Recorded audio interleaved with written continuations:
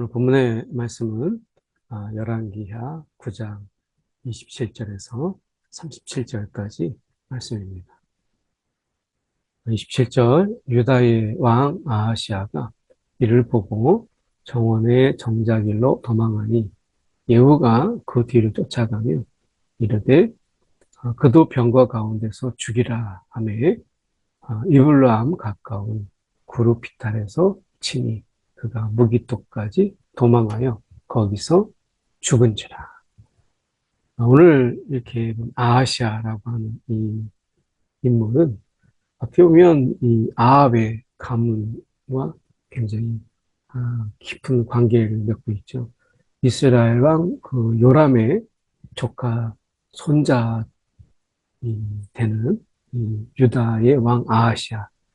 유다의 왕은 북이스라엘의 아합과 사실은 이게 멀리하고 그리고 아합의 길을 쫓거나 모방하는 것이 아니고 이제 그 하나님과 가까이 해야 될 그런 왕이어야 되는 다윗의 계보를 따른 왕인데 그들은 그렇게 하지 못하고 어떻게 보면 아합과 혼인하고 또 가문과 관계를 맺어요. 이러한 관계로 인해서 결국에는 이 유다의 이 부분도 유다도 결국 아합의 그 영향권 안에 들어오는 어떻게 보면 그 죄로 우상의 숭배 또 죄악으로 물들이는 이러한 부분으로 제가 연결되는 것을 보게 됩니다. 결국 내가 이 악인과 가까이 하지 않는 것, 하나님과의 이 관계 속에서 이 의인의 자리를 지키고 그 서는 것은 굉장히 중요한데 결국에는 유다가 이 아합과 이세벨의 그러한 그 우상의 통치죠. 이런 것을 그들이 힘이 있다고 또 그들이 강하다고 이 관계를 친밀하게 하는 것은 결국 그들의 삶에 이 악한 영향력, 선한 영향력이 아니라 이 어떻게 보면 약한 영향력으로 인해서 그들의 이 마지막이 결국에는 비참한 죽음을 맞이하게 되는 것을 보게 돼요. 이 아하시아가 요람 왕의 이 문병을 가게 되고 그런 가운데서 거기에 예후의 이 반역으로 인해서 결국에는 거기에서 이제 죽게 되는 것을 보게 되는 거죠. 지금 보면 병거 가운데서 죽이라 이렇게 예후가 얘기하니까 무기토까지 도망하여 거기서 죽은지라.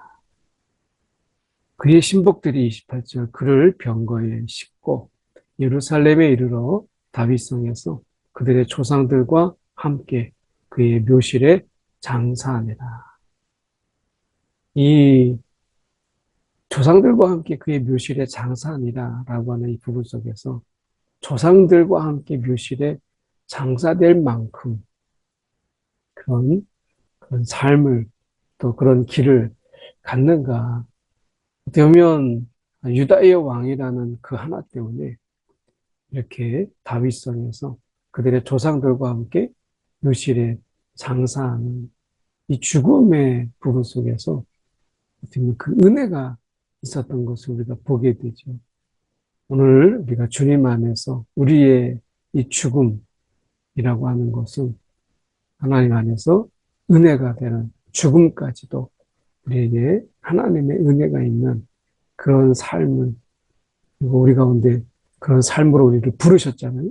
그래서 결코 우리의 죽음, 우리가 이 땅에서 어떻게 죽느냐라고 하는 이런 부분 속에서 오늘 우리의 죽음조차도 하나님의 은혜로 채우시는 이 하나님의 은혜, 이것이 우리 가운데 있다라고 하는 거예요. 그래서 어떻게 보면 죽음을 걱정하고 죽음을 두려워하기보다는 지금 살아있을 때 우리가 하나님과 깊은 관계, 친밀함의 관계, 그분과의 우리가 깊은 기도의 사귐이 있는 그런 삶을 사는 것이 중요한 것이죠.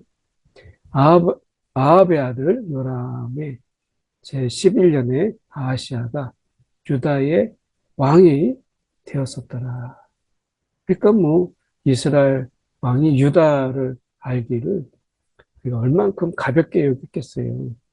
그러니까 뭐 같은 아합의 영향권에서 어떻게 보면 같이 가문들이 연결되어 있다 보니까 쉽게 우리가 생각할 수 있었던 부분이죠. 30절에 예후가 이스라엘에 오니 이세벨이 듣고 눈을 그리고 머리를 꾸미고 창에서 바라보다가 예후가 딱 이스라엘에 이제 오게 될 때 이세벨이 듣게 되죠. 이제 죽음을 직감하게 되고 마지막에 자기가 이 어떻게 보면 왕으로서 자신의 이 모습을 좀 추하지 않고 좀 더 이렇게 자기가 위풍 있게 이 죽음을 맞이하려고 하는 그의 몸부림을 보게 되죠. 어떻게 보면 이세벨이 이제 자기가 한 여왕, 여왕이잖아요. 왕의 왕후였지만 사실은 여왕 못지않은 그런 권력과 그런 힘을 아, 유지했던 아합이 왕이었지만 사실은 이세벨은 왕후에 머물지 않고 그가 여왕으로서 아, 역할을 했던 많은 어떻게 보면 이 이스라엘을 우리가 좌지우지했던 그런 막강한 권력을 그가 가지고 있었죠. 그런 이세벨이 이제 죽음의 이 자리에서 자신의 이 품위를 나름대로 그 위엄을 지키고자 눈을 그리고 머리를 꾸미고 이렇게 어떻게 보면 좀 더 이건 과하다 싶은 거잖아요. 그래서 창에서 내려보다가 이렇게도 이야기합니다. 예후가 문에 들어오매 이르되 주인을 죽인 너 시므리여 평안하냐 하니 여기서 우리가 시므리라고 하는 이런 존재는 어떻게 보면 우리가 이 북이스라엘 역사 속에서 볼 수 있죠. 영모로 왕이 된 이 시므리는 7일 만에 오므리에게 죽임을 당하게 되는 어떤 이스라엘 군대 지휘관이죠. 그러니까 7일 천하, 일주일에 딱 7일 천하를 우리가 누리다가 뭐 잠깐 맛만 본 거죠. 그러다가 오므리에 의해서 죽게 된. 그래서 너가 주인을 죽이지만 예후 너가 7일 왕국을 이뤘던 이 시므리하고 그보다 더한 것은 못하다. 이렇게 이제 비꼬는 거죠. 그래서 주인을 죽인 너 시므리요? 평안하냐? 하니. 그래서 이 예후를 시므리에 비유합니다. 그러니까 예후가 굉장히 기분이 나쁘죠. 이런 가운데서 자신에 대해서 예의를 갖추지 않았던 이세벨. 어쩌면 이세벨에 대한 이 심판, 이것은 예후에게 맡겨진 귀한 어떻게 보면 사역이었다. 이렇게 사명이었다. 이렇게 볼 수 있죠. 물론 이제 그 예후가 그 이후에 우리가 알다시피 이 하나님을 떠나고 변질된 이런 신앙의 모습, 변질된 이 삶의 모습을 우리가 잘 알고 있지만 예후는 지금 어쨌든 하나님의 심판의 도구로서 쓰임을 받고 있는 것을 보게 됩니다. 예후가 이제 이, 이 이세벨이 되면 그를 무시하고 그리고 아직도 과도하게 자신이 이 죽음을 직감하면서도 불구하고 그 위엄과 일풍이 있는 것처럼 이렇게 권세가 있는 것처럼 치장하고 꾸미고 하는 것을 보게 되죠. 어쩌면 우리가 이세벨의 이러한 삶, 죽음을 이제 멸망을 바로 앞에 있음에도 불구하고 눈을 그리고 머리를 꾸미는 이 과장된 몸짓과 표현들 이런 속에서 이 세상은 있는 거죠. 하나님의 심판이 있음에도 불구하고 하나님께 돌아와서 회개하지 아니하고 자신의 잘못을 인정하지 아니하고 마지막까지 거들먹거리면서 굉장히 위풍이 있는 것처럼 그렇게 자신을 꾸미고 포장하는 어쩌면 이세벨의 인생의 전부가 이렇게 아, 허황을 쫓고 그리고 세상 속에서 내가 이 허황된 꿈을 쫓아서 우상의 힘으로 그것을 누렸던 이세벨 아니겠어요? 어느 순간 그 모든 것이 다 물거품이 된 그의 비참한 죽음을 우리는 보게 돼요. 예후가 얼굴을 들어 창을 향하고 이르되 내 편이 될 자가 누구냐 하니 두어 네시가 예후를 내다보는지라 이르되 그를 내려 던지라 내려 던지라 하니 내려 던짐에 그의 피가 담과 말에게 튀더라. 예후가 그 시체를 밟으니라. 어쩌면 이 이세벨의 그 처참한 최후를 보게 되죠.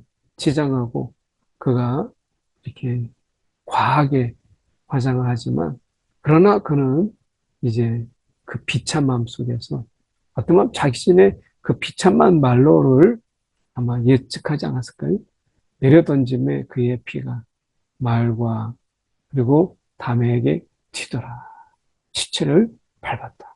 가장 어떻게 보면 내가 비참함의 모습을 끔찍한 이런 모습을 보게 되죠. 상상만 해도 내가 그의 죽음이 얼마나 비극적이었고 비참했는가. 눈으로 보기 참 어려운 이런 모습을 보게 돼요. 이 죽음 앞에서 예후가 들어가서 먹고 마시고 이래 가서 이 저주받은 여자, 이 저주받은 여자를 찾아 장사하라. 그는 왕의 딸이니라 하며 저주받은 여자 이렇게 얘기해요. 가서 장사하려 한즉 그 두골과 발과 그의 손 외에는 찾지 못한지라. 짐승이 와서 그의 시신을 훼손하고 버려져 있는 이런 모습 속에서 아무도 그 짐승들을 쫓지 아니하고 내버려 두는 그만큼 인심이나 사람들의 이 민심에 이반된 이런 삶을 살았던 한 여인. 그 여인은 결국 하나님을 인정하지 않고 그리고 그가 하나님을 그가 멸시했던 그의 삶 속에서 그의 마지막이 결국 저주받은 인생으로 마치게 되는 것을 보게 됩니다. 오늘 우리가 이 마지막이 정말 축복으로 하나님의 은혜로 우리가 마지막을 채우는 것. 이것이야말로 진정한 웰빙이죠. 어떻게 죽음을 맞이하느냐. 이것도 중요하지만 마지막의 순간에 채워지는 하나님의 은혜. 마지막에 하나님이 그 임종의 자리, 하나님의 부르심의 자리 속에서 채우시는 하나님의 은혜. 이것이 참 중요한 거죠. 이 장례를 치르다 보면 그 장례가 정말 하나님의 은혜가 가득한 장례, 그런 장례는 그 속에서 유족들 속에서 정말 감사함이 있고 그 속에서 고인을 생각하는 가운데 그 감사의 마음, 그 어떻게 보면 받았던 사랑 그리고 받았던 그 어떻게 보면 많은 관심, 배려 이런 것을 간직하는 사람들이 참 많이 와요. 그래서 그 임종의 자리 속에서 눈물도 있고 감격도 있고 감동도 있고 그러면서 고인을 정말 안타깝게 생각하며 그리워하는 이런 모습들. 반면에 내가 저주받은 여자의 장례식은 어떠겠어요? 무관심하고 아무도 그를 기리지 아니하고 잘 죽었다. 이렇게 되는 이런 비아냥과 저주와 그리고 욕과 이런 것들로 가득한 오늘 우리의 이러한 마지막의 순간에 하나님의 은혜로 내가 채워지게 될 때 이 장래야말로 참 중요한 거죠. 그래서 어떻게 보면 이 저주받은 이 여인의 마지막 장래, 그 장래는 온통 버려진 그 자체였고 어떻게 보면 그 장래 속에서 짐승에게 훼손되는 이런 짓밟히는 이런 모습들을 보게 돼요. 그러니까 그 시신을 아무도 귀하게 여기지 아니했다라고 하는 것을 우리가 보게 돼요. 돌아와서 전하니 예후가 이르되 이는 여호와께서 그 종 디셉 사람 엘리야를 통하여 말씀하신 바라. 이르시기를 이스라엘 토지에서 개들이 이세벨의 살을 먹을지라. 하나님이 말씀하신 처참한 그 죽음, 그가 이 저주받은 인생, 그것으로 마무리되는 것을 보게 돼요. 그 시체가 이스라엘 토지에서 거름같이 밭에 있으리니 이것이 이세벨이라 고 가리켜 말하지 못하게 되리라 하셨느니라 하였더라. 완전 잊혀진 사람, 그리고 기억하고 싶지 않는 그런 사람. 이게 이제 그에게 죽음의 저주였죠. 오늘 우리가 죽음 앞에서도 항상 기억되고 그립고 생각할수록 감동이 되는 그런 사람. 오늘 떠난 자리가 아름다운 그 떠난 자리가, 그 빈자리가 오히려 더 그리움으로 풍성해지고 또 그의 칭찬과 또 그의 이야기들로 하나님과 함께 했던 그 많은 사람들의 이야기들로 더 풍성해지는 그런, 그런 어떤 인종, 비어있기 때문에 더 가득한 이런 인종의 이야기들, 이런 인종의 순간들이 참 복된 것이죠. 이세벨이라고 하는 이 존재가 잊혀지는, 그리고 아무도 그를 이야기하지 않는 이런 죽음. 이것은 저주예요. 우리가 우리의 죽음을 어떻게 맞이할 것인가 라고 하는 속에서 하나님의 축복과 하나님의 그런 은혜의 가운데 우리의 인종이 있기를 우리가 간구하면서 오늘도 주님과 함께하는 그런 귀한 삶이 중요한 것이죠. 오늘 십자가에서 죽으신 예수 그리스도를 죽은 자 가운데서 다시 살리심으로 그의 죽음으로 허탈한 죽음이 아니라 부활로 빛을 내게 하신 하나님께서 우리의 죽음 가운데서도 여전히 함께 하시고, 그리고 그 죽음조차도 우리가 부활의 시작으로 하나님이 길을 여시는 그 은혜가 우리 가운데 있는 것이죠. 우리가 복된 죽음, 축복이 가득한 그러한 죽음, 이것은 결국 살았을 때 내가 주님과 어떠한 삶을 사느냐, 이게 참 중요한 것이고, 그분이 우리의 부르심 그 속에서 그 은혜 가운데서 은혜를 누리고 또 주님과 함께하는 이러한 삶이 결국 그것을 결정하는 것이죠. 저와 여러분이 이미 죽음조차도 복된 가운데 우리를 부르셨다라고 하는 것을 기억하면서 오늘 우리가 주님과 함께하는 이 삶을 누리는 저와 여러분 되기 원합니다. 기도하겠습니다. 사랑이 많으신 하나님 아버지, 죽음조차도 저주로 그렇게 화려했던 그 권자의 자리에서 하나님을 무시하고 하나님을 조롱하고 하나님의 말씀을 듣지 않냐고 우상의 이런 속삭임에 스스로 미혹되었던 한 여인의 죽음, 비참한 죽음, 그 왕의 죽음을 우리가 보게 됩니다.